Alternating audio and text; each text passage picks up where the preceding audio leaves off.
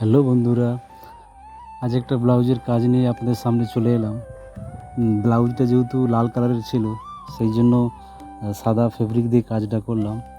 কারণ লালের উপরে সাদা দিয়ে ফেব্রিক দিয়ে কাজটা করলে উজ্জ্বল দেখাবে, সেই জন্য সাদা ফেব্রিক দিয়েই করলাম।